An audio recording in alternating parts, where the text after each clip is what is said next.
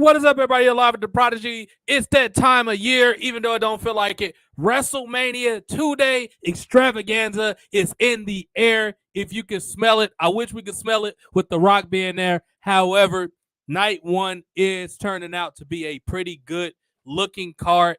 Better than night two. I'm sure they're going to have surprises. I wish I was more anticipated and exciting. I'm going to take it as it comes. Today, I have some optimism. I'm going to try to let WWE and TV writers in general, because I think this is an issue that expands beyond WWE. It's a general entertainment issue, and that is the lack of just competition, or lack of fire, behind creativity. It seems like everybody's afraid to offend somebody, and they don't want to put a whole lot of effort into what they're doing.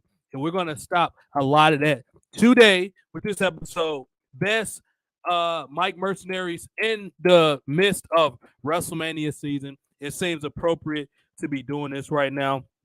Shout out to everybody. Bless your families. Hope everybody having a great day. Hope you had a great day. I'm in the mood to do a podcast. This has been too many days. I get antsy when I have a creative idea and I can't get on here because of work or whatever the issue may be. But we're going to get into a lot of that right now. Shout out to Poggers. Shout out to Red Bull. Shout out to Monster Poggers.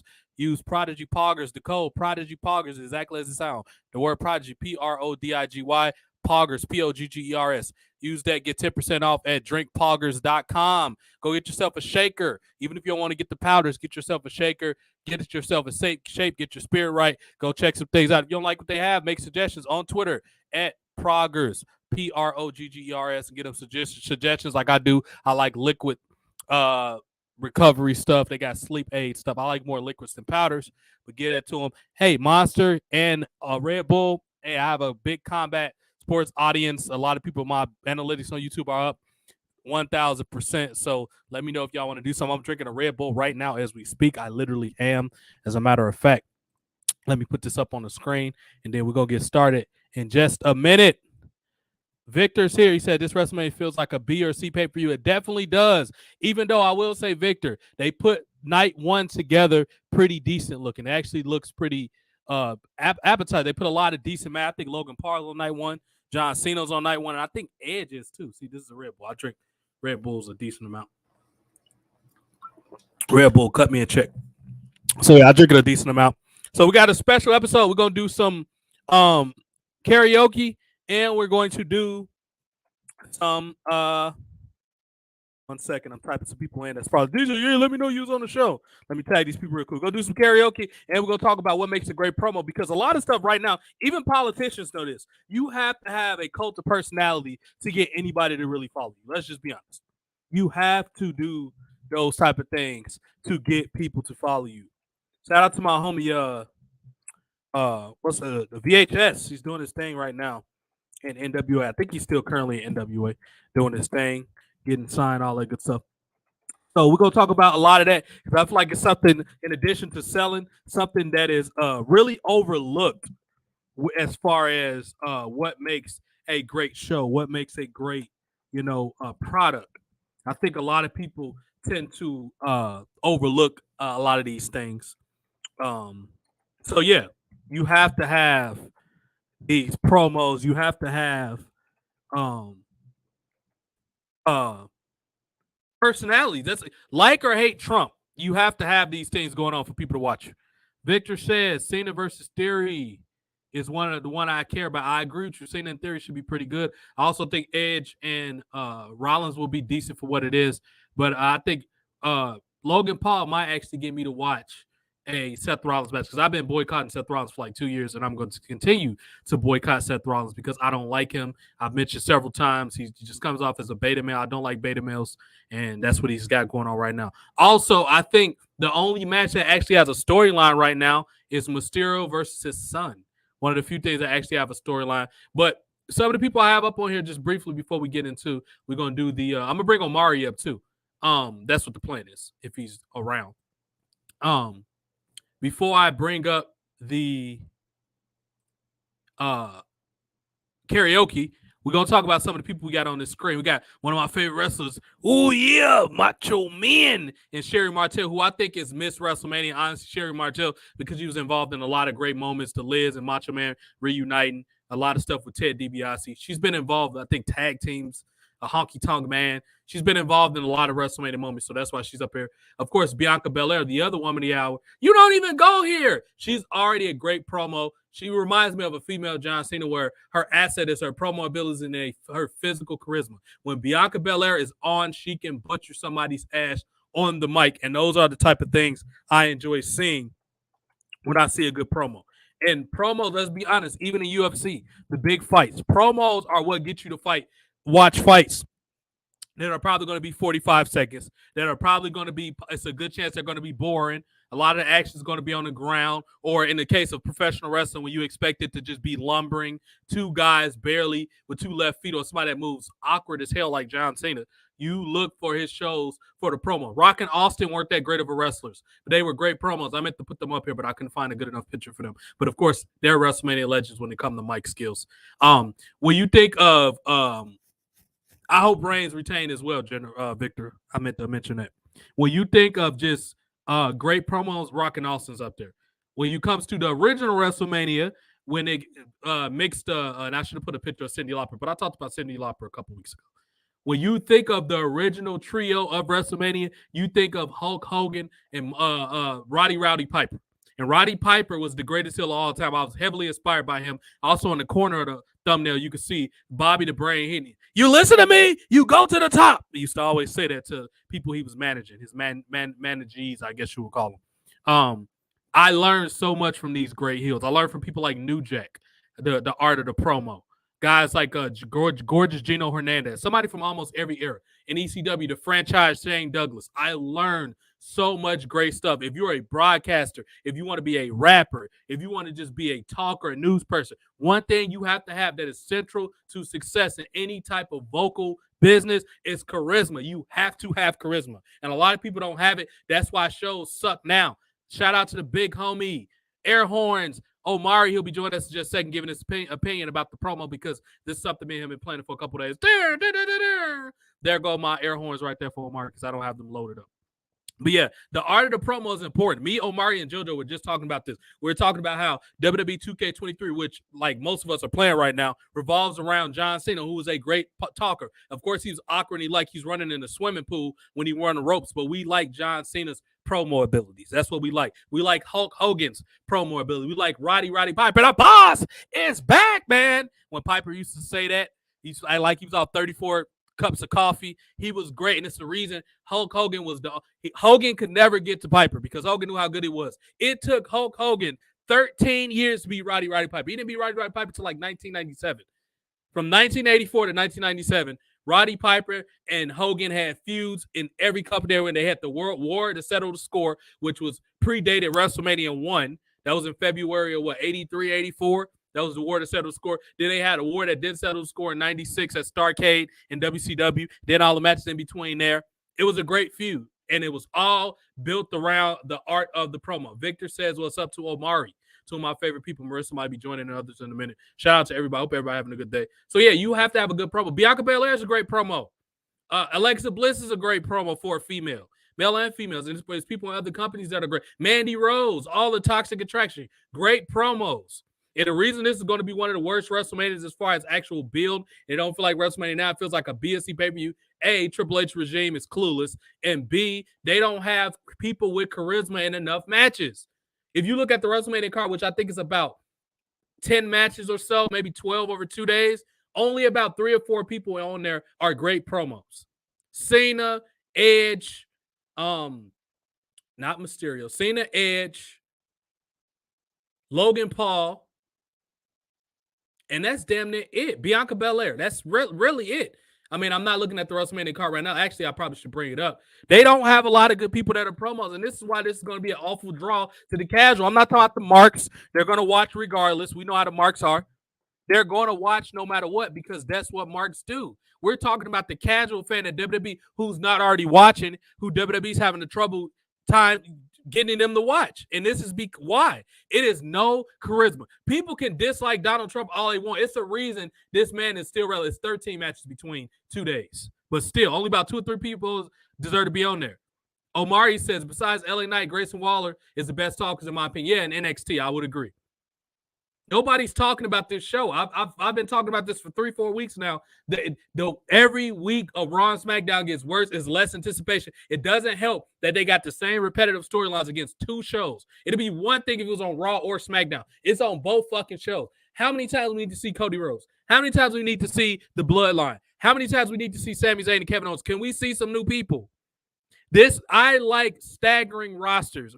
Especially when you have a roster as big as main roster, WWE and AEW, you have to have staggering shows, which means your superstars maybe show up every 2 or 3 weeks. They don't need to be on every single show. That kept stars fresh back in the early days of Raw, where they were forced to back then because Raw was only an hour, sometimes an hour and a half. That's not enough time to get over 50 people. So they had to create SmackDown. Now SmackDown is pointless because it's not a brand split. My thing is you have to end SmackDown if it's not going to be a brand split. Nobody wants to see the same people on both shows. It's called burnout. It's overexposure. You get tired of them.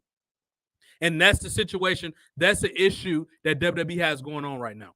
They need everywhere in life, popularity and charisma will always get you ahead. Donald Trump has no political nor military experience, and he became the president of the United States. So did Ronald Reagan. Arnold Schwarzenegger was the governor of California. Jesse the Body Ventura was the governor of Minnesota. They were pro wrestlers. And the other people, Trump, he learned from pro wrestling. What's that? President Richard, not Richard Nixon, but who's the other one? Ronald Reagan. He had promo ability. He's a goddamn actor. That's why he became the president of the United States. Like him or hate him, people will always be attracted to charisma. It's always going to be that way. And that's what's going on right now. But we talked enough about the hello person that just joined us. And speaking of charisma, even the UFC knows this. Even hip-hop music is bad right now, too, because people don't really... You know what? I'm going to be fair. The drill rappers, as bad as they are in the lack of talent, a lot of people try to say they don't have no talent. In a lot of cases, they don't have any talent. They just got on because of the agenda, and they sell drugs, and all them pointing guns in the background in the videos. All of them are, promoting violence, and it's a lot of corporate interests, a lot of people that's in the prison system that want to see people doing that type of stuff. So I understand that. However, what makes these people good at what they do is promo and charisma. That's why Trump is always relevant. That's why Kanye, as crazy as they are, they're always relevant for these reasons. I just talked about all the people with the that did the other endeavors, acting and rappers that don't got talent. They have something that grab your attention, even if it's like a Tekashi 6ix9ine. He's obviously terrible as an artist, but he has something that Trinidad James and all these people, all these awful female rappers, Iggy Azalea. They had something that made you want to like them. But anyway, let's get into music. Something I would have thought music is, especially as much pop and rap music that WWE uses, you would think it would have been a lot more of a crossover between music and wrestling, but it's not. They don't even take, as Omari say, they don't benefit a culture. They don't keep up with culture, what's going on. The reason wrestling is so bad because it's too insular focused. Only hardcore fans know what it is. They don't focus on none of the hot button, socially relevant, topical stuff. It is no way technology hasn't been used more. Battle raps haven't been used more. They don't got stuff like, what's another thing that these fight videos people upload? You would think it'd be a lot more people building feuds with Twitter. WWE has not taken advantage of Twitter. This is all part of culture. But anyway, let's do a little, everybody know me other than talk about wrestling and TV shows. I like music. Music is a heavy part of my life. I'm always listening to music. So I'm going to play some old school hip hop because sometimes I'll be playing more like trap music. But let's get to one of the greatest females. She's going to be MC Lyte from New York. Big ups to MC Lyte, one of the first queens of hip hop, and she had a great song Like a Rock. It was on that movie Love and Basketball. She's gonna represent Bianca Belair. Reminds me a lot. The big earrings, the swagger. She kind of reminds me of MC Lyte. So we're gonna do this.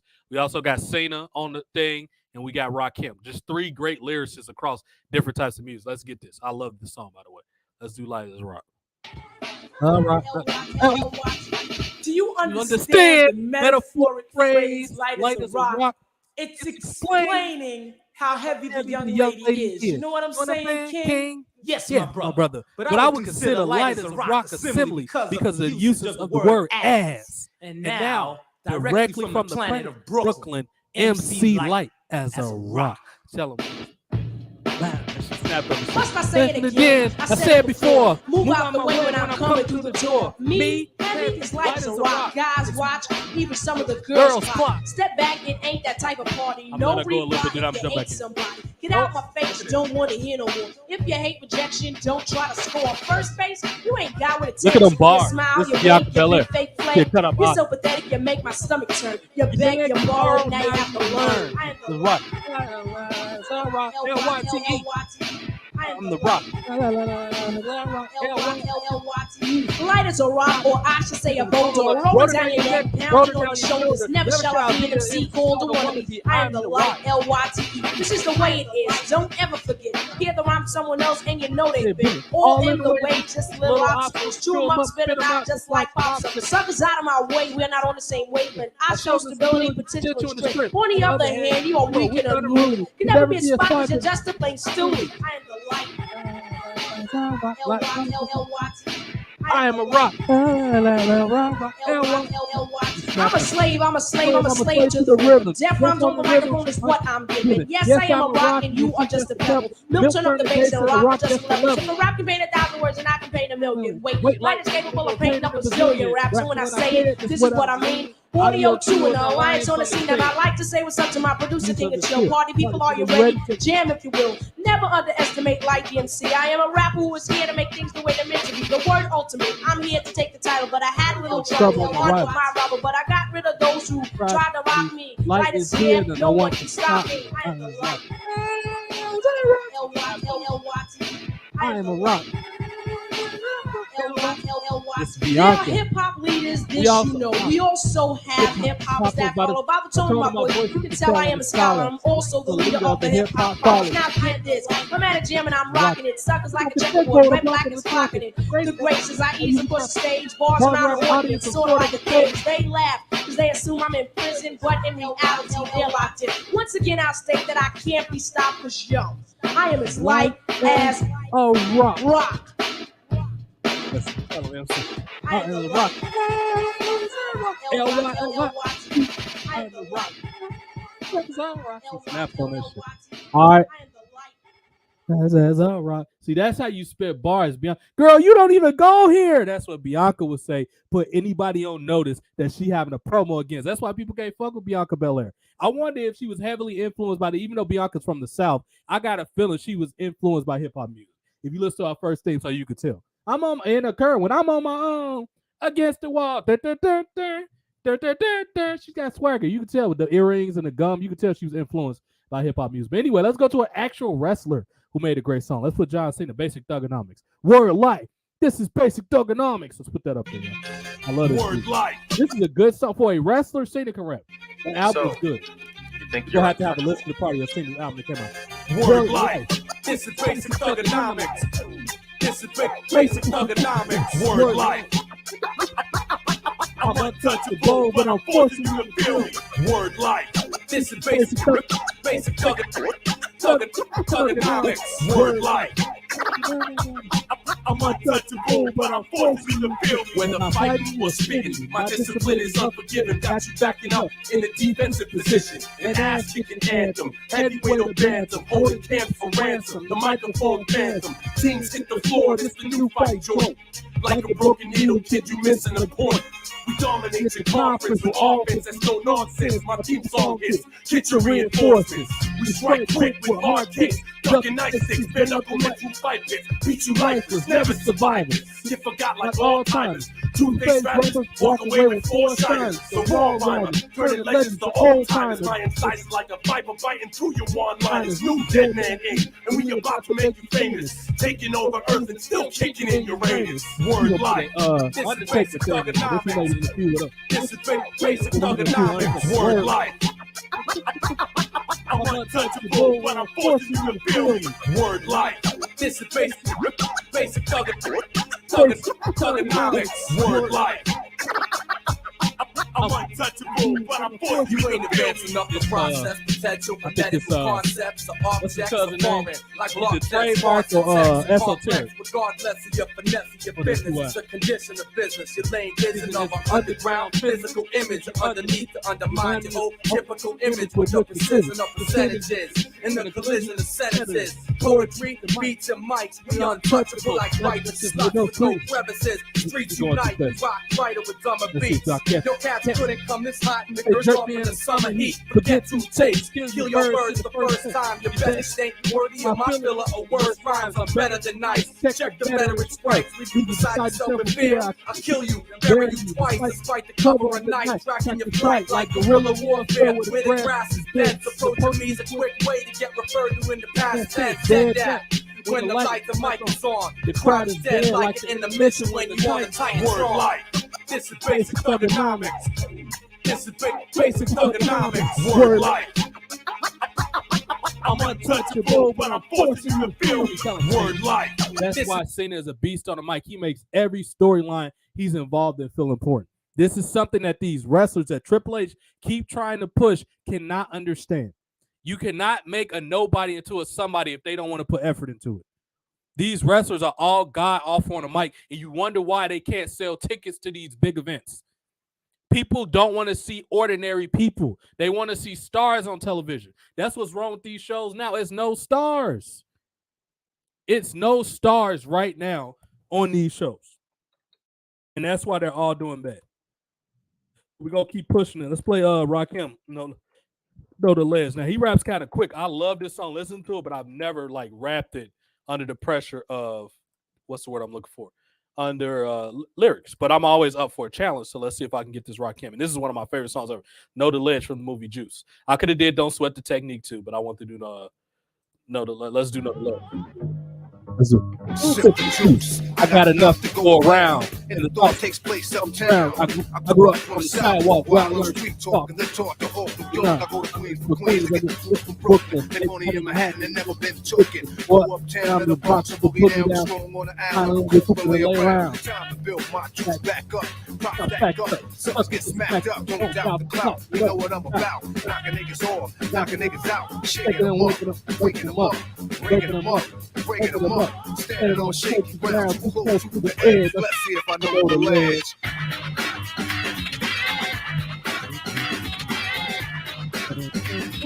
Amari, I'm bringing up the minute around. Let's see.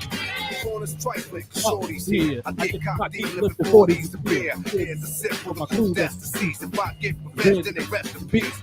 Somebody got a self, I just might spare one. And give a brother a fair one. Stay alert on fees. And I do work with these like Hercules. Switch to southpaw, switch to right jaw. Cause I don't like all the hyper nightfall. Move smooth, but I move with an army. Bulletproof down in the case. Brothers the rest like Elliot Ness. Cause I don't like stress. Streets ain't a place for innocent bystanders to stand. Nothing's gonna stop the plan. I'll chill like Casino, kill like De Niro, like Gambino, die like a hero. Living on shaky ground, too close to the ledge. Let's see if I know the ledge. This is hip hop. Know the Ledge. This could be Paul. This could be a song with Logan Paul talking about Seth Rollins because he's gonna get buried because he don't know the ledge of Triple H. Lay around on the battleground, dead bodies are found throughout the town. Trying to put shape in my game and make a name. I'ma put it on a bullet, put it on your brain. Rip the block like a buckshot. Who cares where it goes? Just keep the casket closed. No remorse when the life is lost. I paid my dues, paid the cost. My pocket and my pocket's still fat. Where I'm at, I get the wealth from that. Even if my crew is sleep, one deep, high track attention. People like to beat. So come say hi to the bad guy. Don't say goodbye. I don't plan to die. Cause I get loose, and I got troops, and crazy juice, ain't control of many, like I am total commanding. Hang out with Smith West, don't try to blame me, I'm at war a lot, like don't war to die, but no war in the shop. My gutters in one lot, when I cook the beef, I smoke it never clear, areas in fear, but this here's severe, living life too close to the edge, hoping that I know the ledge. This beat is fire. Brand new morn, no okay, time. That's a lot of that. It was another one. It was one more I wanted to do that had this lyrics that was just a dope ass song that I wanted to do. You know what? Let's do one more. John Cena, Bad Bad Man. I love that song. John Cena, I'm a bad man. In my mic, run with a bad man. with Bumpy Knuckles. Bumpy Knuckles is actually a badass rapper. He had like 2 or 3 songs to sing, I think. Bad man. Crew, you don't want to fuck with us, y'all will lose. They go bad man. I think this is the lyrics. You got it now. Chaos. You should have put this one in vault, man. Come on, Satan. They not ready. They don't know what's coming, man. We gonna drop this on them right here. Y'all ain't ready for this. Y'all ain't ready for none of this. Your boy's bad man. And when you bait in the streets, make them clap a rapper skirt. They be dropping the heat. Shock the world, now I'm standing alone. I flip fools like them clamshell cellular phones. You can't help but nod your I head hate when they got the ones that scroll. Fuck the world down right. We be taking it back. Give it to me straight. Ain't no chasing it. Check yourself in the mirror. Ain't no facing it. Cause you playing the role and you planning the fold. It's the master plan. We got the plan on a hold. We all over the streets like your favorite sneaker. Breaking up your sound like a drive-through speaker. Everything that I be spitting is strong.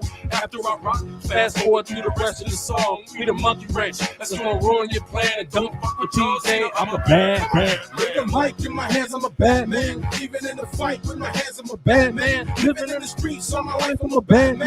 I'm a bad man. I'm a bad man. With the mic in my hands, I'm a bad man. Even in the fight with my hands, I'm a bad man. Living in the streets all my life, I'm a bad man. I'm a bad man. I'm a bad man. We devils, rocking ambient levels. We set loose from our tunes to instrumentals. And cats go on liners. I drop several. Night I think it's one of you choose. Losing progress or running in place. We making moves and y'all settle. I rip rappers and take responsibility for making future Hall of Famers look third rate. Y'all are lost for words like conversation on your worst verse. Dating ride beats. Creep through side streets. Loose leaf notepads. That's where rhymes leak. Punchlines, man, don't even beg. I got knee slapping tracks. Y'all bruising your leg. You a right a funny man, that's a joke. You ain't worthy of being my secretary, man, that's a quote. I flood tracks like cracks in the boat. Pussy rappers choked up with their own lines and they throat. With the mic in my hands, I'm a bad man. Even in the fight with my hands, I'm a bad man. Living in the streets all my life, I'm a bad man. I'm a bad man. I'm a bad man. With the mic in my hands, I'm a bad man. Even in the fight with the hands, I'm a bad man. Living in the streets all my life, I'm a bad man. I'm a bad man. I'm a bad man. The microphone and feedy, I'm a beast. Them season they beats is what I got green to both feet. That shit was so cold. But yeah, as you can see, like a lot of dope stuff. That John Cena album was cold. Y'all is fools. You don't want to fuck with us. That was a cold ass album. Y'all will lose. That song was cold as hell. But anyway, yeah, that Cena You Can't See Me album was dope.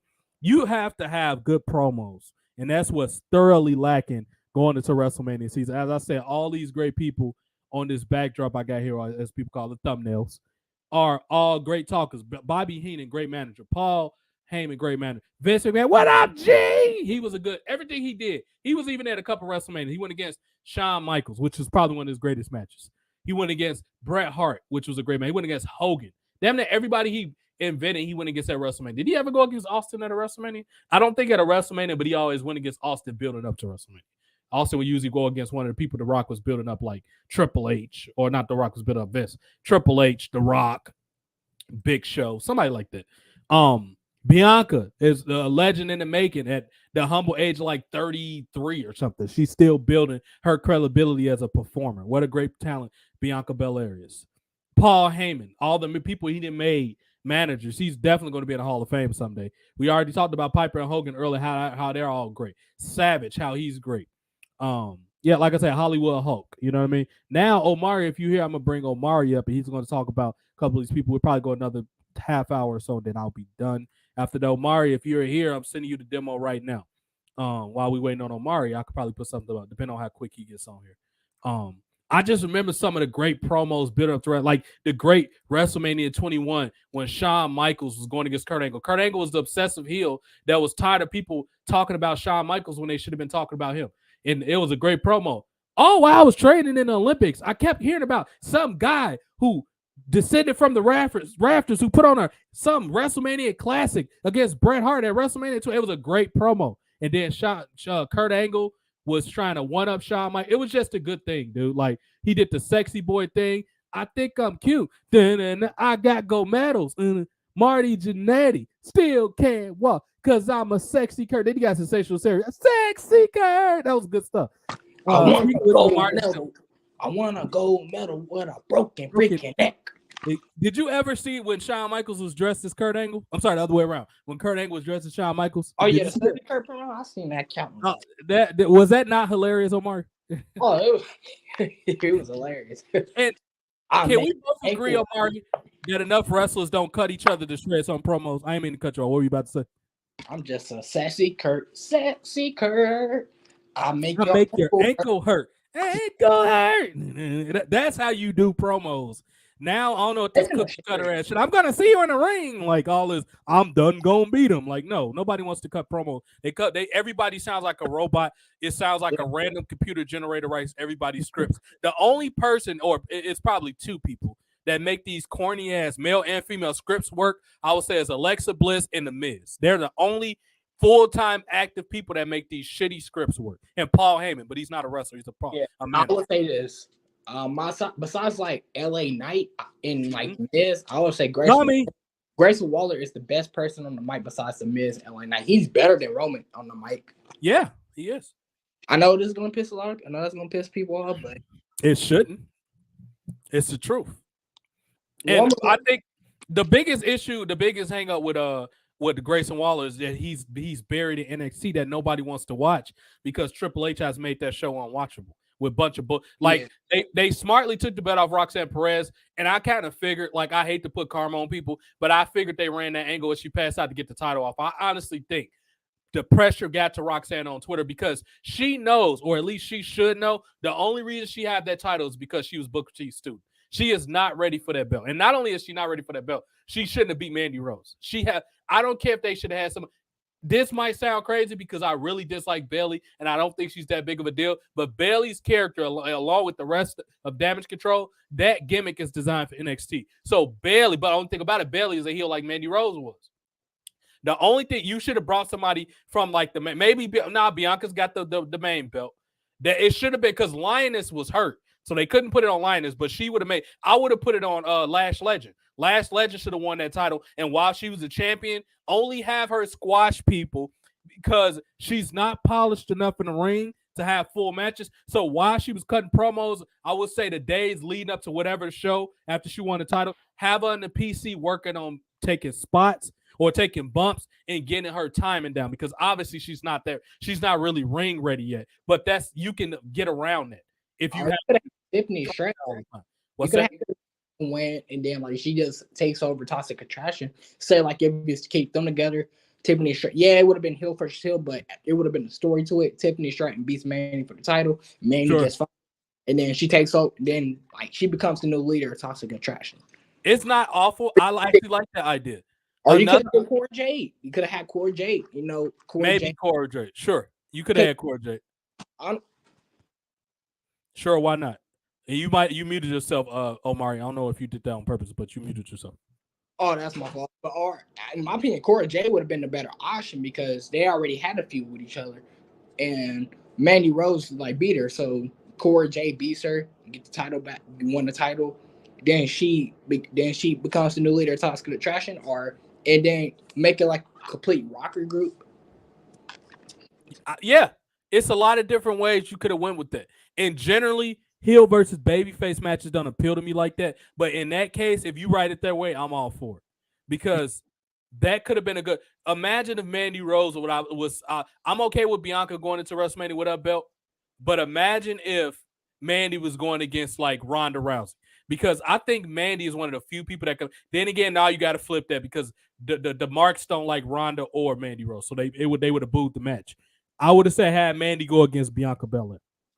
Yeah. And Bianca's been champion for a very long time. Then you could have had a rematch with Charlotte and Ronda Rousey, maybe at WrestleMania. Let's say if the rumors are true, the reason Charlotte came back and beat Ronda on New Year's Eve is because Ronda wanted to lose the title. She didn't want to have the championship no more. They should have had Lacey Evans versus Charlotte. That's what it should have been. Lacey versus Charlotte, character versus character, and Bianca versus Mandy Rose will be fresh matches and more believable than this basic rematch stuff. We already saw. I love Rhea Ripley, but we already saw her versus Charlotte 2 years ago at WrestleMania. And right now, Ripley don't really need that belt. She's doing just fine with. She could have had a grudge match with somebody or teamed up with Judgment Day. They could have had a 6-man tag against another faction team or something. They could have had that. And Asuka is Asuka. She would, no matter what she would have did, she would have been over. I don't think Asuka versus Bianca should have been a rematch. Asuka could have been going for the tag. I would rather Asuka team up, get Kyrie or get Io Sky out of Damage Control, and they have a tag team and they go for the tag team title. I would much rather that. Have them. As a matter of fact, that could have been. They could have had Damage Control Bailey and Dakota Kai be racist towards. Yes, I know a racist storyline. We're talking about something that's going to get heat. Don't nobody care about these SJW fan fiction storylines. People are attracted when they're offended. You have to have something for people to care about. If they would, especially in today's time, this would have worked. You should have had Dakota and Bailey treat EO racist. Like, we can't understand you. You cramping our style. We need you to get the hell out of this group. The fan would have had sympathy towards her. And guess who could have came to save him today? Asuka. Now you got a tag team match. And you got a storyline that can keep going on where EO can still be having one-on-one matches with them while she's tag team champions with Asuka.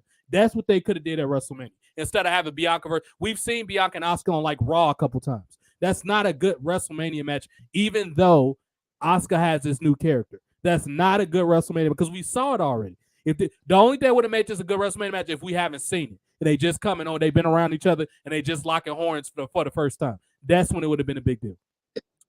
So that's the issue with these women's matches. Another thing with women, and something me and Omari talk about, some of these women need to be managers. Maurice need to come back and get involved with stuff. We need to see hot women on TV like Ricochet's girlfriend.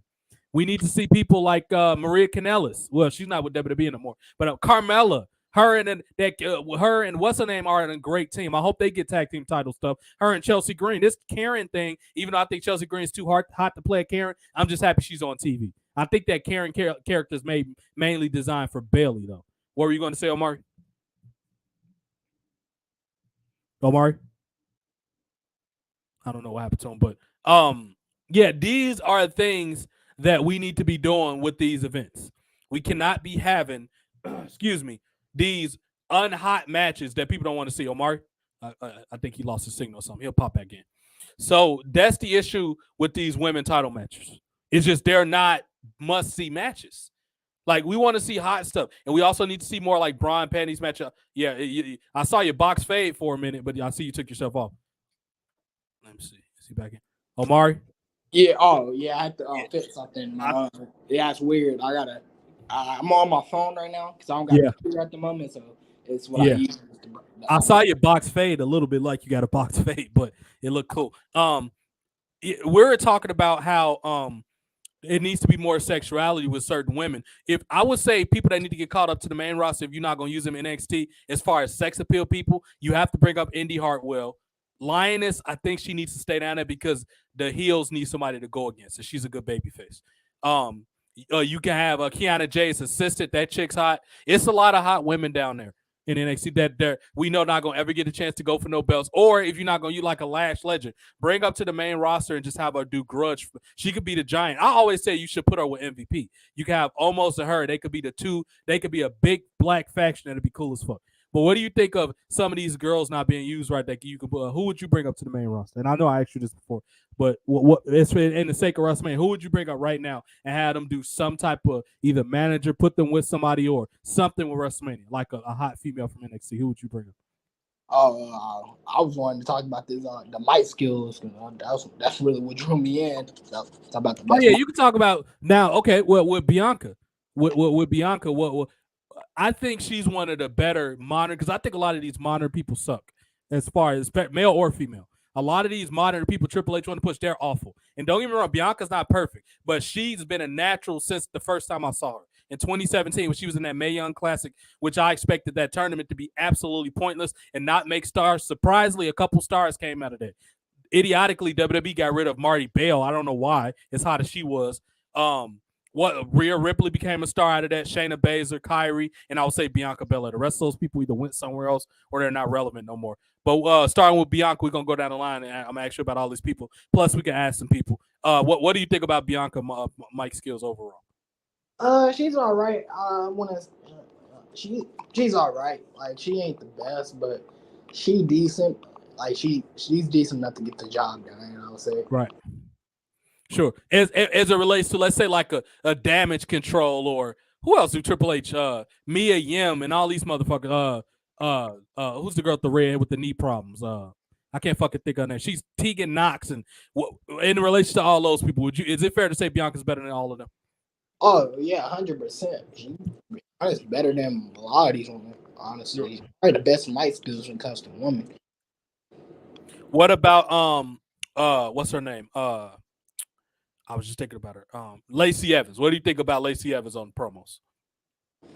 They really haven't done too much with Lacey Evans for me to have like a real good take on her mic skills, or just how like they haven't done nothing with her. I can what I'm trying to say is they haven't had her showcase her mic skills like that.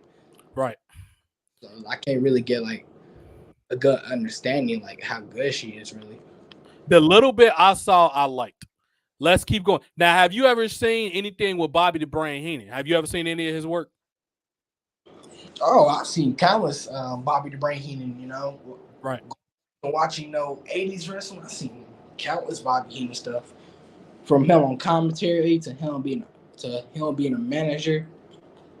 Now, did you find all this stuff on your own, or what? Somebody in your house or family was wrestling fans?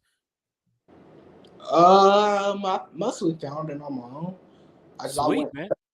Because I've always been a wrestling fan ever since I was a kid. You know, I was born in 2004, so you know, right. I grew up on like the late Roots Aggression era, PG era. You're from the West Coast, right? Aren't you from the West Coast? I'm from the. I guess I'm from the middle. I don't know. Basically, what state you from? I'm from Oklahoma, so I guess you'll say I'm from the South. Yeah, you're from the South. Okay, I thought you were from the West Coast. Yeah, you got like a West Coast kind of twang. I thought you was from like LA or something like that. Nah, I'm from Oklahoma. It's just the way I talk. But gotcha. Yeah, I just went back. You know, I was curious, so I would go back and watch older stuff, like the older Roots Aggression era. You know. And you grew up in the Mid-South era. So you should be familiar with Mid-South with Bill Watts. That's from Oklahoma, Louisiana. I'm familiar with Bill Watts. I never watched it. Like when I go back and watch 80s wrestling, it will be either like WWE, some NWA, Jim Crockett Promotions. Oh, you have to watch Mid-South wrestling. I guarantee you that is going to be your favorite 80s promo. All the gimmick matches with like, you know, loser that lose their hair and, you know, all these like the loser get tarred and feathered. That stuff started in the South. Memphis wrestling and Mid-South. That's what those gimmick matches come. The shark cage, that stuff comes from there. That's what all of that. That's what Jim Cornette and all those managers, they brought all that stuff to WCW. It comes from Mid-South wrestling though. You will love it, and they had hot women too. It's a female wrestler named Sunshine. You will love, and Dark Journey. Dark Journey used to date Sting. So yeah, I'm telling you, you're gonna love that stuff. Shawn Michaels started down there. Ravishing Rick Rude started down there. Hacksaw Jim Duggan was down there. A lot of people came through there. Ron Simmons, Butch Reed. It was so many. The role where they had a cup of tea down there. A guy named Gorgeous Gino Hernandez, who was basically Hispanic Ric Flair. I learned a lot from him when I was training to wrestle. I still use a lot of his shit. But yeah, you will love Mid-South wrestling. But yeah, Bobby Brain Heenan was arguably, even great managers like Paul Heyman said Bobby the Brain Heenan was great. And he also used to do, speaking of WCW, he used to produce the promos for WCW, right? He was like the editor. That's why they came off good. The whole thing with Scott Hall, the one thing I can tell you for certain that he edited for somebody was when Scott Hall throw the toothpick at the camera, Bobby the Brain Heenan created that for Scott Hall. He told him to do that. He was like, that'll get heat if you throw it. And that's why Scott Hall does that. He even told the story himself. So, yeah, Bobby the Brain, they don't call him the Brain for no reason. So, what do you have any specific memories of Bobby the Brain and any of his work, like some like matches or moments that you just really liked? Omari? Oh, he came in another demo. Yeah, do you have any moments with Paul with Bobby Heenan that you really enjoyed? That you can remember? basically like all his shenanigans that he used to do back in the 80s. You order to be him like trying to get into to the building on the first episode of Raw. Yeah. The countless promos in the 80s that I can't recall right now, but there's a lot. Do you remember when he had the when he used to when they put him in the weasel suit? Do you remember that? Did you ever see clips of that? Yes, I did. I think I did. Well, Ultimate Warrior put him in the weasel suit. Moving on. Now, a lot of the times, the only hope to watch SmackDown, a lot of the time, he carried him, and I would say Jey Uso early on carried the bloodline, and that's Paul Heyman. Now, some people have turned on Paul. Now, I will say this about Paul Heyman. Paul Heyman, eye for talent these days are not great. I would say eye for stars is not great. Like, he wanted to push Buddy Murphy. He wanted WWE to sound Will Ospreay. Like, come on, dude. Are you kidding me? But his writing ability has always been great. The way he craft promos and segments, that is what Paul Heyman's good at. But please do not let him be a talent scout. We'll have a show full of cruiserweights like Triple H. But have you liked Paul Heyman? Because I know you remember the SmackDown 6 era, but we talking about modern Paul Heyman.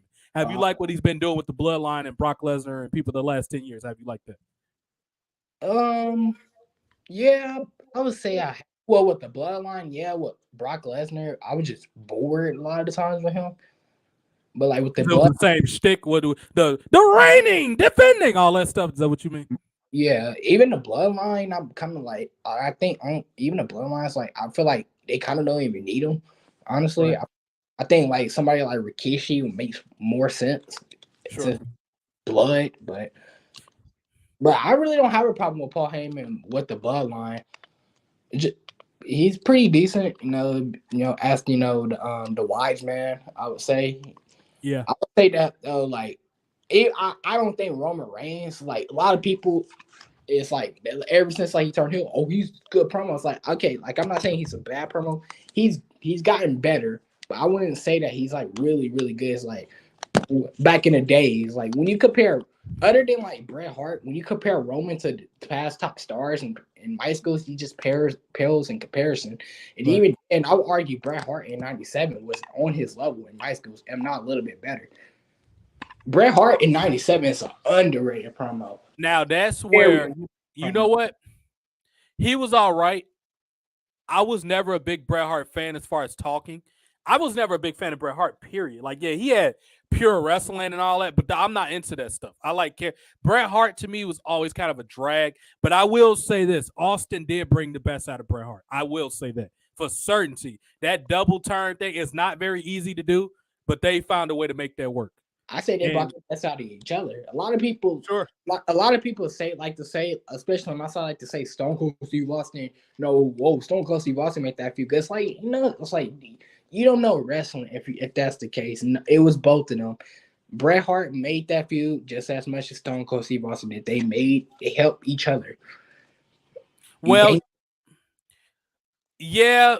But I'm pretty sure Bret structured a lot of the match stuff. And to Stone Cold's credit, he's a larger-than-life type superstar that still understands that your match, you don't have to know 1,000 moves, but your match still have to look right. Like, as far as structure, Austin still gets that. So I give you that part. But it's a lot of wrestlers that get carried, that has been carried, that hasn't done anything. And it was obvious. Like, most people missed the perfect wrestle. He carried them. I'm trying to think of a modern person who carries a lot of people that was a star. The Miz, these marks shit on the Miz but look how many people. John Morrison, for example, dude. John Morrison is a great athlete, but he sucks. The Miz carried that motherfucker for a long time. He is not a star. Why do you think he never had the WWE title? Miz is a multi-time. John Morrison, despite people wanting him to have, he just wasn't good enough to be WWE champion. He just wasn't. Like, he was a great athlete and all that, but Miz carried him. Would you say that, Omar? Yeah, I'll probably have to say that. I kind of really don't have too much of an opinion on them because every time when they was on the screen, I really didn't pay too much attention. Mm-hmm. It's like back then, I was just waiting for like Cena to come on, or sure, you a big Cena fan, I see, or like The Rock. Yeah, I'm a big. I ain't gonna hide it. I'm a big Cena fan. It's just I'm not a stan of the guy. Like I get criticism when it's due. I just feel like he gets blamed for stuff that, like, let me put it like this. I feel like people I feel I got people put out misinformation on him. Now I'm not saying that they're completely wrong, but a lot of like the whole ratings that he pushed, he drove millions of fans away is a lie. Like you can check the ratings from when he became the guy in '05 to when he stepped down. It was not that much. Right. A lot of, that's what I hate the most is that they don't do that. They just hate him. So he killed wrestling. It's like, but they don't look into all the everything else that drove people away or that killed the product. They don't look into that, like the Benoit tragedy Right. or WCW going out of business. Stone Cold, Steve Austin turning heel, and The Rock going to Hollywood. They don't look into stuff like that. And even certain things like the Attitude Era help damage the business. I'm not going to be like a Mark and say, Attitude Era was overrated. So it was a really GOAT time to be a wrestling fan, but there were certain things about the era that was kind of help damage the product in the long term. Like with the Attitude Era, they was kind of thinking short term, like because they was trying to beat the whole ratings war. A lot of people don't want to hear that. That's what I'm here for. That's basically what I'm saying. It's true. You know what?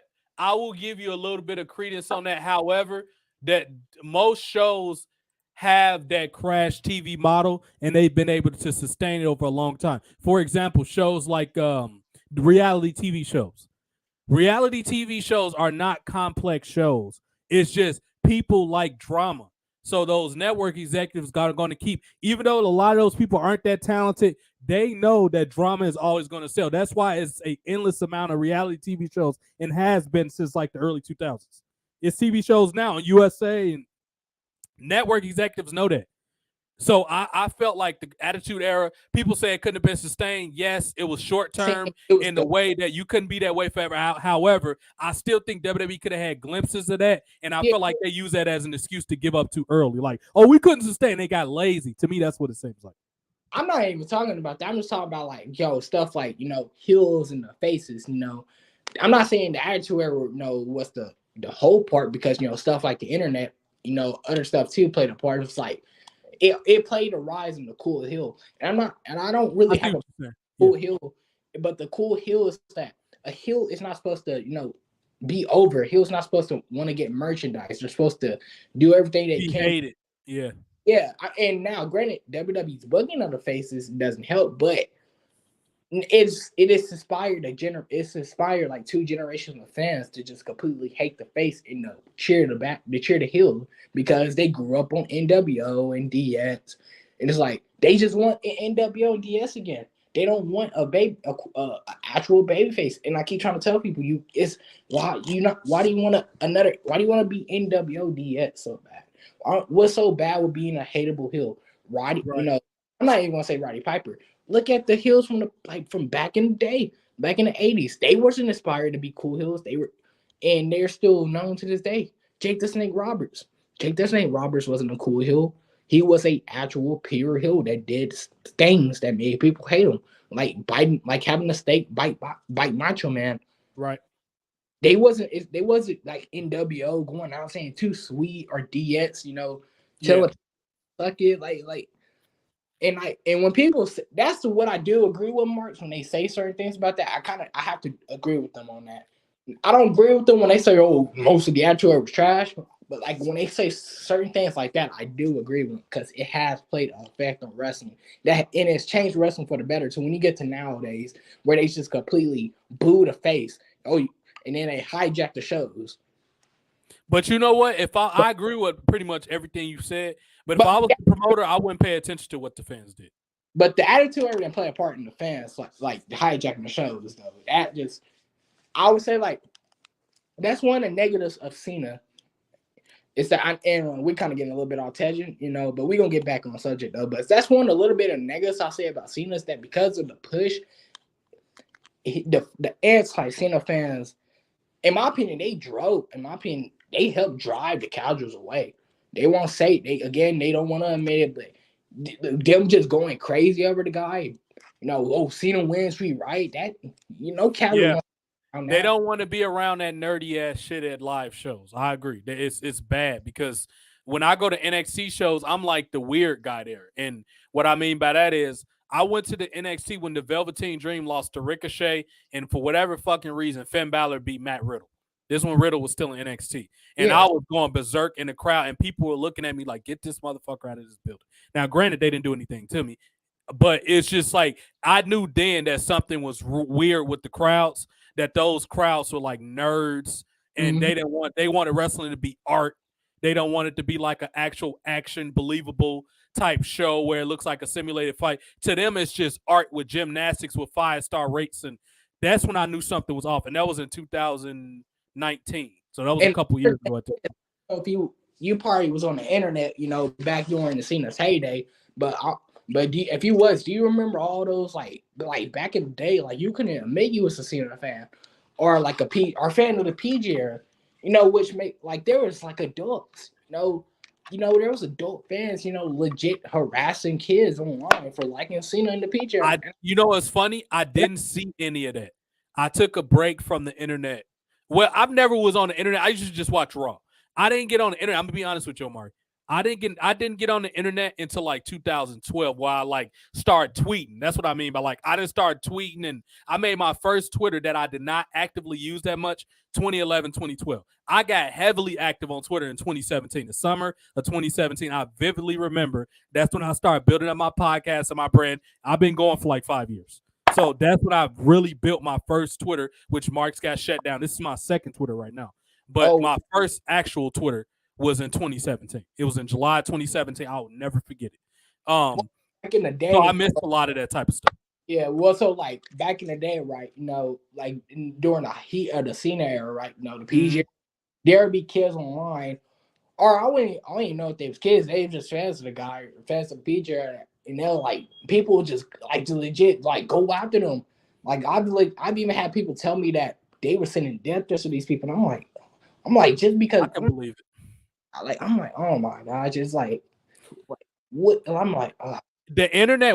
I love a lot of things about the internet. One of the downfalls of the internet, though, is it made so many people socially awkward, and they don't know how to handle different people's opinions. And it don't help that a lot of them are not really fighters, so they fight with attacking you by getting you canceled. That's what these people. It made this weird type socially awkward type millennial. That's another thing. The internet, I would say more instant internet, because internet was around when I was younger. But instant internet, where you get everybody get a Twitter and all that type of the instant gratification internet is what made all these people, that's insane enough to threaten kids and tell them to die. That's ridiculous.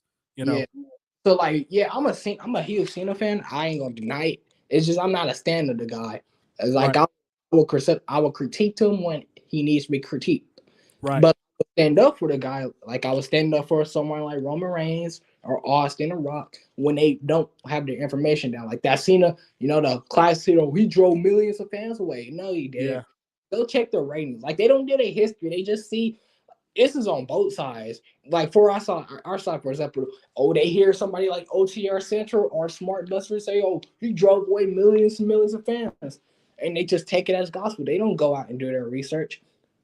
I got an issue with the Smart Busters. That's a whole nother topic for a whole nother. But I agree with you.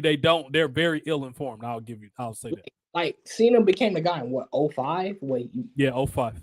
Yeah, and then he became a draw, like a main event. They like the guy in 2006 when he when he was feuding with Edge. That's when he became the guy around that time. And like, by then, like even people like the homie old school Jason, people who were old enough for the era, who grew up during the boom. Me period. too, because I'm in my 30s, so I was around with that. Yeah. So they told me that by the time Cena became the guy, wrestling had pretty much became niche. It wasn't niche like it is now, but yeah, it was getting there though. Yeah, it's definitely like this is a special time. Like let's just look at the numbers, Omari. Let's go back to 2002 around the SmackDown 6. WWE peak audience was like 5 mil around that time, 5-6 mil. They were still pretty high. Attitude Era, it tapered off. The Attitude Era, they was at like 7, 8s, on occasions 9s. That was their peak. Like Raws was getting like 9s when the Austin was about to get embalmed and all that. They got 9s on those for a stretch in 1998. They got some 9s. Even a little bit into 1999. They was at 9s. They tapered off after WrestleMania 17. The official end of the Attitude Era was after the day after WrestleMania 17. They dropped down to like sixes, mid fives. Fast forward to 2004 around the Benoit Eddie thing, they got around to about 4, 3.5. And ever since then, literally, 2004 was the last real popular year for WWE. Like around that time. That's when Rock, and look at the correlation. Rock left, went to Hollywood. Austin retired. So it was a correlation. Sorry, go ahead. No, you good. I'll say 2005 because, Cena and Batista became the guys, and the ratings kind of like improved. Like okay, I give you. I can see a point with that. Yeah, the rate, it was people were still there. They were still there because you still had Kane, Undertaker, Triple H, Goldberg. No, Goldberg was gone. Lesnar was gone. You had Triple H, Batista, Cena, Jericho was there, Michaels, Kane. It was still people there. You had like 6 decent, pretty good. Like they weren't Rock, Austin, Foley, Undertaker, but they were there. They were pretty good. Undertaker was transitioning more into part-time around that time. So he was like the only Undertaker was like I would say the last real big megastar. Somebody said Grandma Daisy. They came in and said Evil Doink and Hardcore Holly for 2024 Hall of Fame. I'll give you Evil Doink, but get rid of Hardcore Holly. I just read them, folks. A lot of people. Another thing is people have show Evil. And I'm a Batista fan. I love Batista. Me too. But like a lot of people have a visionless history now about the whole Cena Batista thing. Like Batista should have been the guy, not realizing that Batista really only got popular off the Evolution stuff, where Cena had been popular for 2 years at that point. That's really what Batista got popular off of, is the whole trip. One, because Randy Orton failed as the top guy. So that added more something to Batista. And then 2, just people were tired of Triple H. So they just wanted somebody to take the title off of him. And that helped Batista out greatly. Plus, he looked like the $1 million, so that also helped too. Sure. And plus, when people say, Batista was the bigger draw, I always say, no, he wasn't. No, like not. To me, if you're a bigger star in the mainstream world, more people outside in the, like everyday life know you're a bigger draw. Ratings, yes, ratings matter, but when you put ratings up against everyday people, that the everyday people knowing you more matters more, and more everyday people knew Cena at that time, due to the whole rap album. I will say this about Cena and Batista. Cena is a better WWE draw than Batista. Batista's a better movie star than John Cena, though. I think that's a pretty even split right there. Yeah, I agree. There's no arguing that Batista he was in bigger more successful films than John Cena. John Cena just started getting in successful films like recently. Oh yeah, but I'm talking about like in 2005 because that's what. As far as wrestling, yeah, John Cena. I liked Batista more. I'm not gonna lie. I like more edgy heel type character, but John Cena was, he was the bigger draw. I would say, yeah, you're right about that. Yeah, like Batista was over, but like people like have a visual history. It's like no, Cena. More people knew Cena at that time, because the whole rap album and him being on 106 in Park and stuff like that. It's like more. And plus, like you said, people were doing the "You Can't See Me" yet, which I didn't have a clue of. I thought that whole "You Can't See Me" stuff didn't take off till like 2015. Honestly, I thought it was big before that. It was big before, because remember I told you the rapper Tony Yayo from G Unit tried to sue John Cena for that. He sued John Cena for the "You Can't See Me." The rapper Tony Yayo from 50 Cent's group G Unit. Yeah. He sued for that. So no, it was big before then. Even the locks and chains, and people was wearing that came back because that look is from the early 90s. I don't know if you're familiar with the rapper, because I'm a big rap fan, big old school rap. I like rap in general, but I listen to old school hip hop too. Naughty by Nature, Tretch from Naughty by Nature used to wear that padlock. That's what John Cena got that look from. Tretch wore that. So that Cena revised that 15 years later, because that was like an early 90s look. So Cena brought that back. So no, it was around. People, I think actually Cena was starting to like be less known for the "You Can't See Me" in 2015. He was United States champion guy around that time. It started to taper a little bit in the early 2010s or whatever. Whereas people, that's when the Cena, let's go Cena sucks boo got real loud around, like I would say like the early when Punk got hot, like 2010, 2011. That's when John Cena sucks, John Cena's. That's when all that type of stuff really got hot around that time. I thought he got so like two things. one, I thought he got that. I thought he got that whole look from like G Unit, like the chain and the spinners. Some of it, but not the chain, the spinner, yeah. The spinner chain he had, the padlock he got from Naughty by Nature. He got that from Tretch. If you look up a picture Tretch from Naughty by Nature, you'll see what I'm talking about. He used to wear that padlock. That's what Queen Latifah, if you know what Queen Latifah is, she came from Naughty by Nature. That's what Queen Latifah came from. Or she was associated with them. So let's try to get somewhat back on topic. What's that? I also heard stories of that, like, well, for like reading like stuff online, and certain people telling me that was old enough at the time. And I'm not like talking about like kids, but I'm talking about like teenagers that they like both had a crush on the guy. I don't know if probably females or males and females. Females. I'm pretty sure that. Oh, Cena, yeah, a lot of people had. Cena had that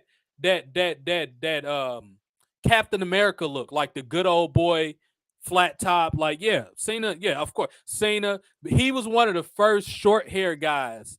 He was one of the short hair guys that girls really crushed on, because back then girls crushed on the long hair dudes. Jeff Hardy, Matt Hardy, Edge, Test, people like that. They liked the long hair blonde dudes. Matt Hardy was brunette, but they liked him too. The girls used to be, it was a phase where girls like dudes with long hair. Val Venus, he had long hair. Who I like Val Venus a lot. Shawn Michaels, yeah. A lot of them had long. Jericho, Edge, they had that long hair look. Well, I don't know if any girls. R.I.P. Test. I don't know if girls had a crush on Triple H. Well, maybe DJ. Not likely, nah. I'm pretty sure most women didn't have a crush on. Maybe some older women, maybe that like big guys, but no, they weren't in relation to everybody else we just named. No, they did not. No. Maybe he did in D-Generation Nets because maybe like when he was young, yeah, probably when he was young, yeah. When he was kind of skinnier and young, yeah, probably, yeah. Let's try to get back cracking a little bit, Omari. Oh yeah, we need to get back on subjects. Yeah, but I don't mind doing it. But we got to eventually get back. I don't mind going on tangents a little bit. Vince McMahon, is it fair to say the greatest? And this is something that people try to duplicate so much that I get so tired of. The evil boss versus it only worked one time. Austin and Vince. Vince McMahon has made so many promoters, and this is unique because I don't know how familiar you are with this aspect of wrestling, Omari, but a lot of owners of promotions, Jerry Lotto, Dusty Rhodes, Eddie Graham, they were Jeff Jarrett with Impact. They were marks, and they always put the belt on themselves, whether they deserve it or not. Vince was the first promoter that did not do that. He put the belt on himself later, but he always lost it quick. He used it as a kind of a launching pad for a talent or getting them over. He never kept the belt on himself. And Vince was a great pro. A lot of people, and I think it's because he's the owner, but a lot of people, when they talk about promos, forget about Vince. What are some of your memories of Vince, Omar? Well, one is him on commentary during the New Generation era. Specifically, Kane debuted. Yeah. That's gotta be Kane. Yeah. Then you got the infamous "It's me, Austin." It was me all the time. It was me, Austin. I remember that. Yeah. Then you got him, and then you got "What up, G? What up, G?" Yeah, with Coachman. What's good? Give it up, my nigga. Yeah, that. Yeah, man. This man is one of the greatest promos of all time. People Absolutely. Maybe he challenged Bischoff to come to Raw during the Attitude Era when Bischoff was on a motorcycle. He did wild shit like that. Nah, Bischoff challenged him. Right. Yeah, I know it was something like that. Yeah. You last night just proves how desperate Bischoff was at that point. Sure. Eric Bischoff's got to be one of the most overrated bookers of all time. Like he had like what, a few good ideas. Mainly the NWO. Yeah. Like honestly, to be honest with you, WWE was the better show in '97. Absolutely. I don't know about it in '97, but by the late '90s, yeah, '99 maybe, '97, WWE still had some corny shit. They had, it was still some corny shit on WWE. Yeah, the only thing that was really worth watching was like Austin and Vince mainly.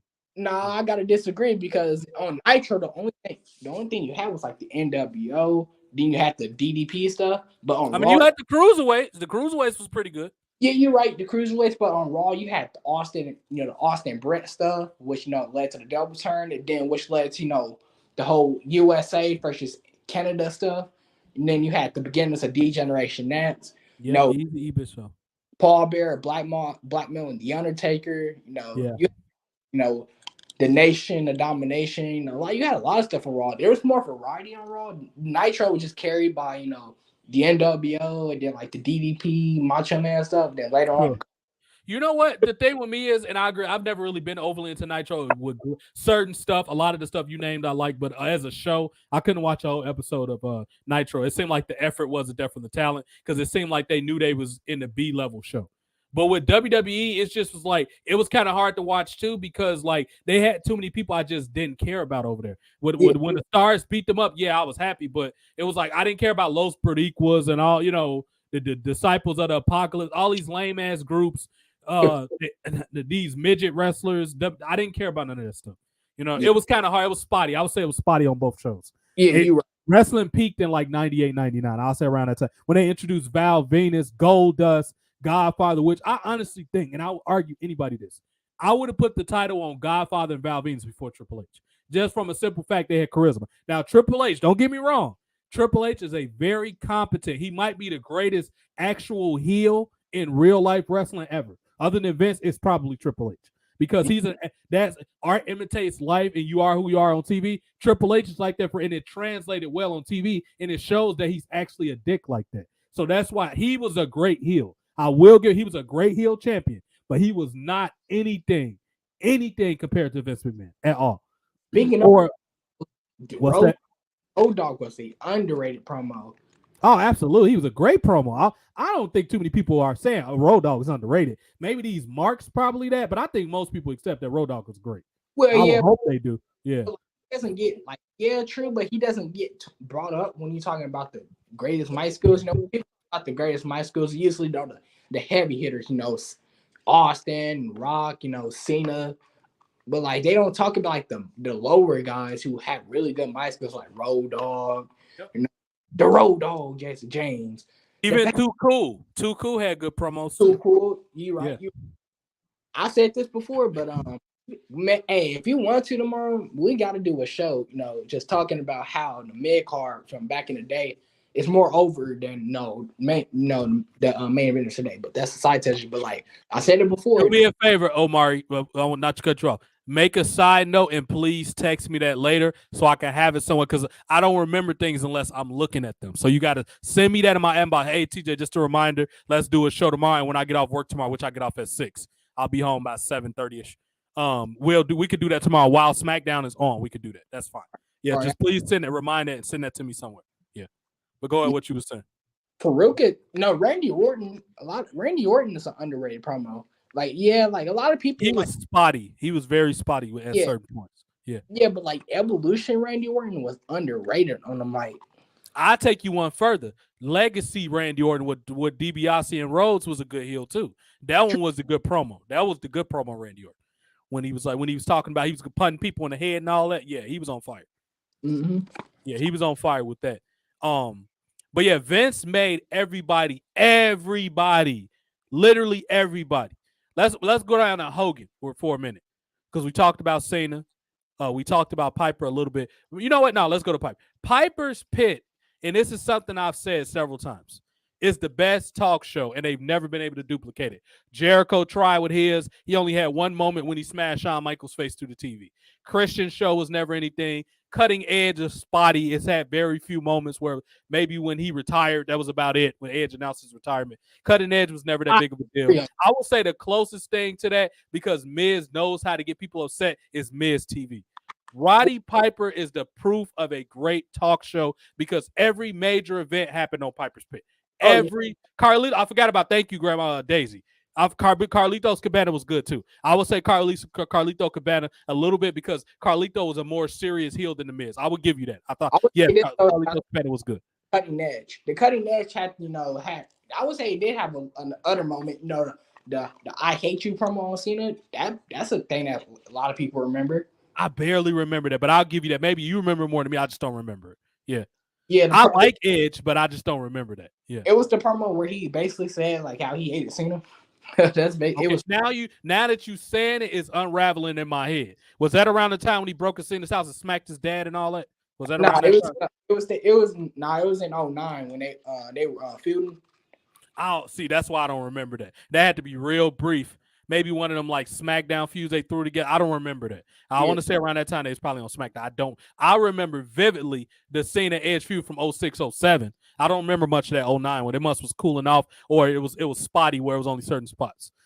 Daisy said King's Court. The only thing I remember from King's Court, which drops it down, because I do like Lawler. Jerry Lawler is somebody, I should have put him on this list too. He was a great promo.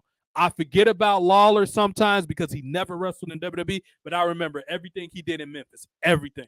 And big ups to and forget you nerds for talking about who's that old man. Go do your research on Andy Kaufman and the feud he had with Lawler, and you will know why he's going to the Hall of Fame. And I'm the intergender champion over the world, and all that. Go do your research. Less to be said. Just go look, and you will know why he's going up in there. This shows you that these marks don't know anything. Anyway, I'm not gonna get on the tangent.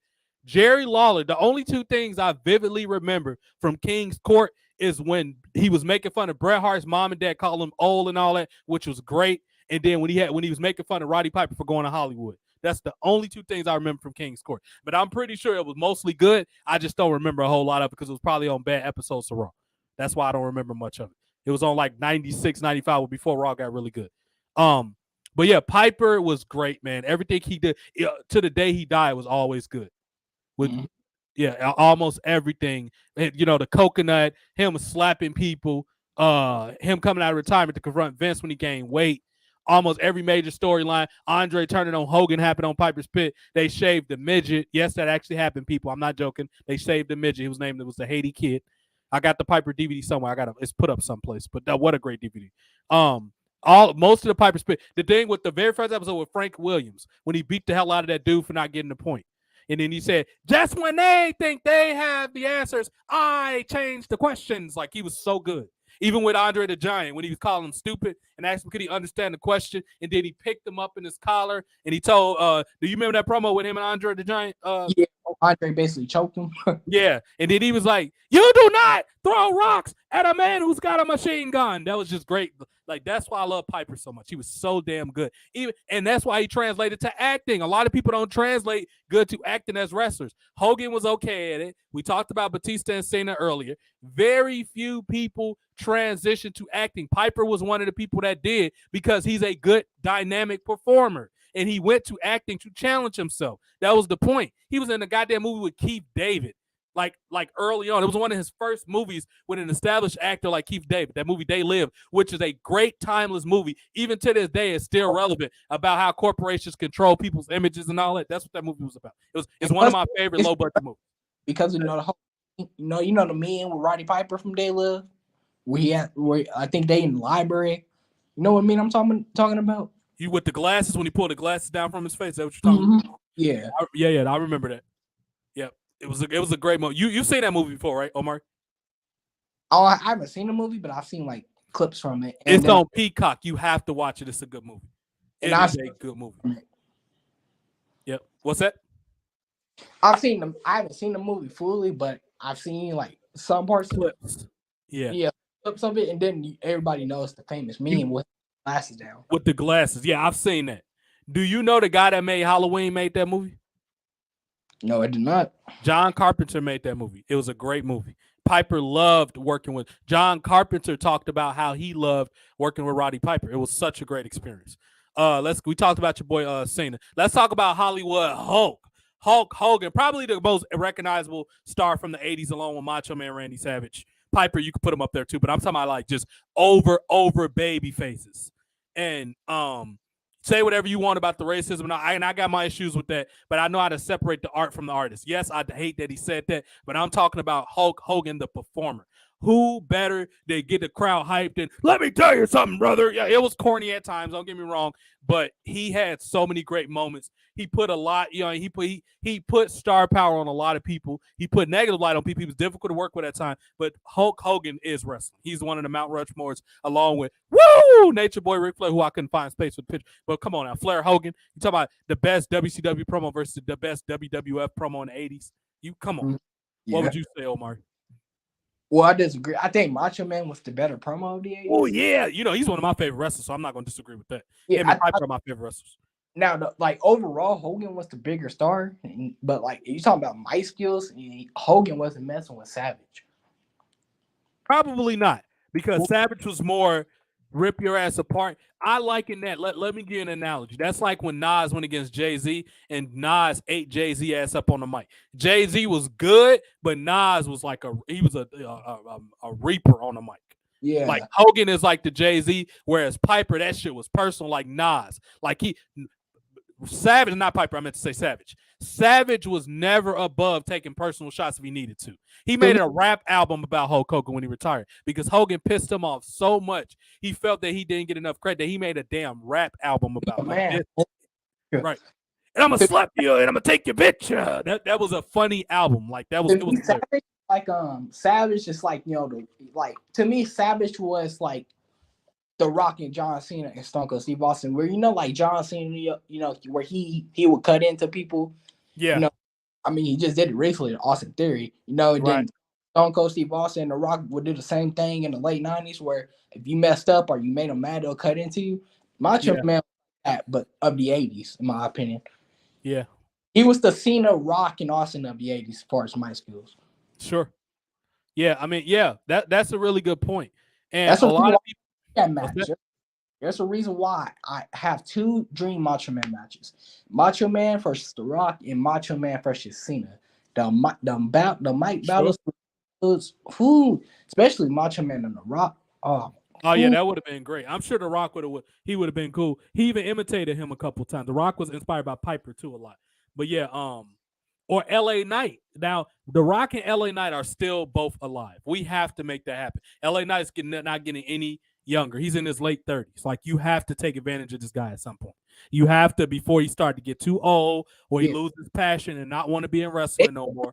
Do it at WrestleMania. If The Rock shows up, which I can see, which I have a good feeling he might, if he shows up this Saturday or Sunday at Mania, do not have him go, like, do not have him don't put him with Roman. I wanted to see a Rock LA Knight battle. Sure. Like LA Knight said it doesn't, where LA Knight, like, I want to see that battle more than Rock screwing Roman. Sure. Like, no, I honestly, like, yeah, that's the mega match, but honestly, I really don't care about Rock. Like, I really don't care about that match, kind of.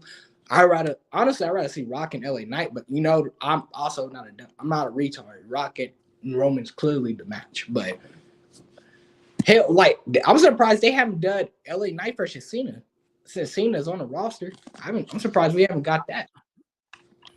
I think politics has a lot to do with it. Like, WWE don't want to make Cena look little because LA Knight already made Bray Wyatt, who's WWE's guy, look like a clown. So much so he basically quit wrestling after that. I mean, he didn't do nothing significant after that. I don't think WWE don't want to admit that LA Knight might beat John Cena. I think that has something to do with it. Okay, true, but like this, like, it's a Cena though. Like, I mean, it's gonna be hard, you know.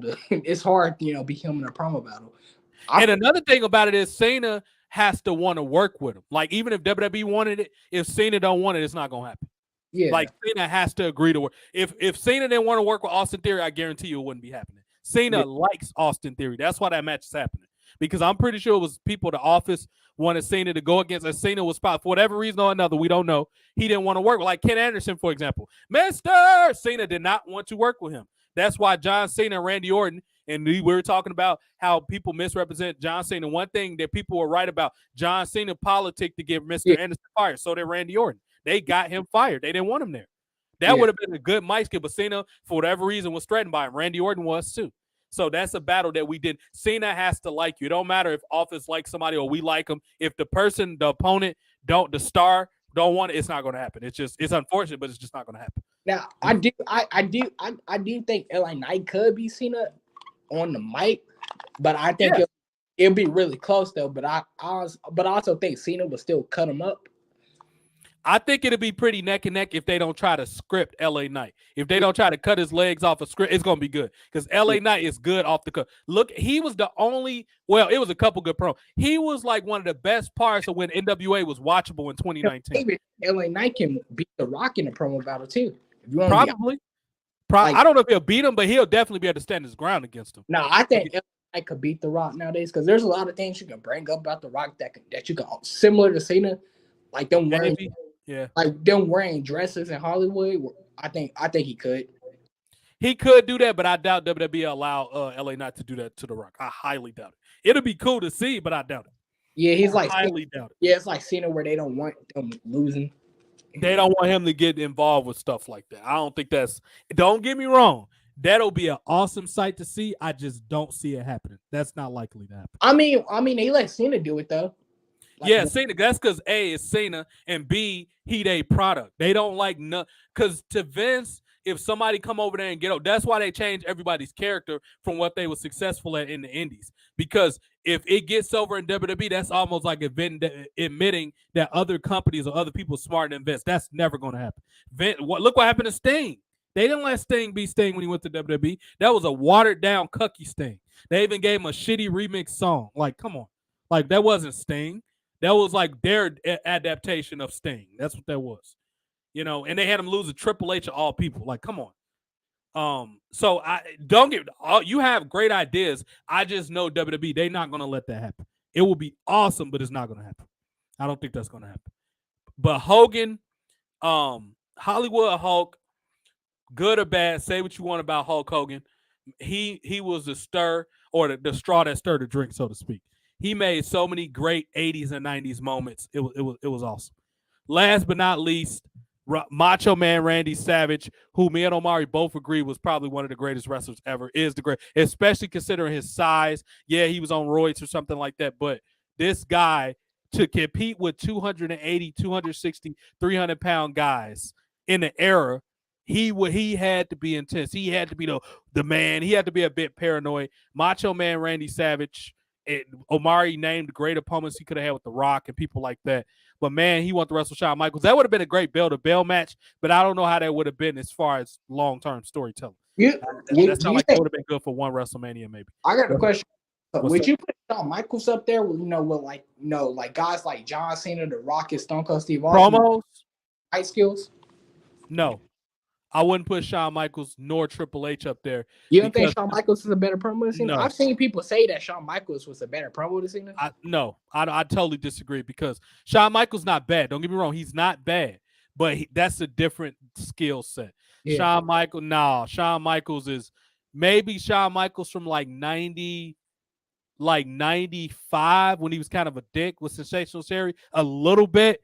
But I honestly think Shawn Michaels would boo-boo face if John Cena went off script on him and he'd complain to the back to try to get somebody like a John Cena in trouble. And then let's use somebody from Shawn Michaels' era who he actually did get in trouble. That was similar to that way was Shane Douglas. People talk about like John Cena, like it's usually like his PG, like the goofy stuff. That's really what like that holds him down. It's like the whole PG era cringe. Well, keep in mind, I'm talking about John Cena, that was the rapper, not this corny John Cena. I'm talking about rapper John Cena. That heel anti-hero Cena. That one. Even John Cena now will cut him up. If they let him, yeah. If they let him and not give him that corny Barney the dinosaur shit, yeah, he will. They will give him, that'll be there, but if they don't give him that bullshit, yeah, he's gonna be fine. Yo, I just gotta feel that do that Barney the dinosaur shit. Just imagine, like Shawn Michaels, like Dick Shawn Michaels, and like John Cena, and like Shawn Michaels just does something to make Cena mad. I will feel bad for Shawn because they would have been over at that point on the mic. Probably. And don't get me wrong, Shawn Michaels, he is good with sound bite. Like he not gonna carry no program by himself, long like type stuff. He's good at like being disrespectful. He's good at that, but he's not. I don't think he got that rock flair to him or Macho Man, or he don't got that commanding where he can hold the crowd in his hand and keep them entertained. I don't think he got that.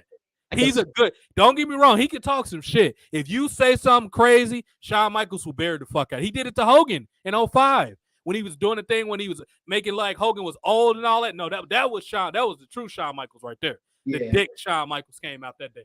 You know, the one that peel head Shawn Michaels. I think it's Shawn. So like we already know with The Rock. He's definitely not being The Rock in a promo. No. I was gonna give Shawn a little bit of leeway against like Cena like in a promo battle. Maybe.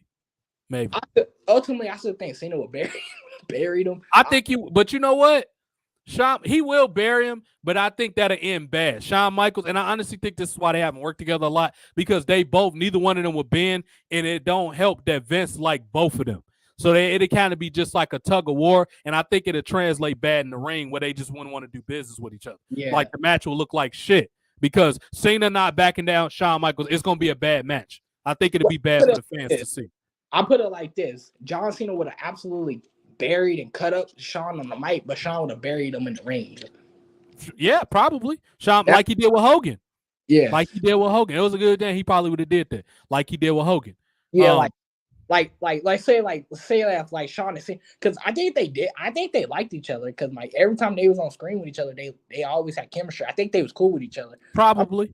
So, like, saying like if they hated each other, if they like didn't like each other, like I feel like Shawn would have, like let's say the like Shawn, like if this peak 90 Shawn and like he's messing with everybody, trying to get everybody fired and trying to get people buried.